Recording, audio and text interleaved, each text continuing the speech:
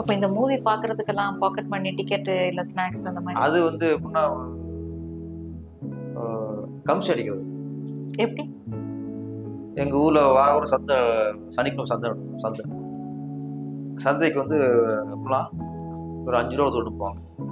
காய்கறி வாங்கிட்டு வரும். 1 கிலோ கத்திரிக்காய், 1 கிலோ உருளைக்கிழங்கு, வாங்கும்ல, எல்லாத்தையும் 3/4 கிலோ வாங்க. ஆமா, அதுல எப்படியும் 5 ரூபாயில எப்படியும் அதுல ஒரு 1 ரூபா இல்லை அது பாதியாவது கொஞ்சம் சேர்த்து வைக்கிறது.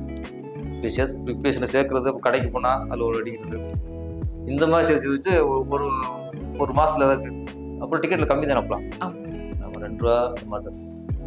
இந்த மாதிரி சேர்த்து வச்சு தான் படம் பார்க்க போகிறது. வேற எதுவும் செலவு பண்ண மாட்டோம். ஒன்லி படம் பார்க்குறதுக்காகவே காசு சேகரிப்பேன். இப்போ தெரியுமா சார் வீட்டில் இருக்கவங்களுக்கு இந்த மாதிரி எல்லாம் பண்ணியிருக்கேன்? நீங்கள் நிறைய பேட்டில் சொன்னதில் பார்த்துருப்பாங்க, திட்டு போய் எவ்வளோ பண்ணியிருக்கானே அப்படின்ட்டு. கண்டிப்பா.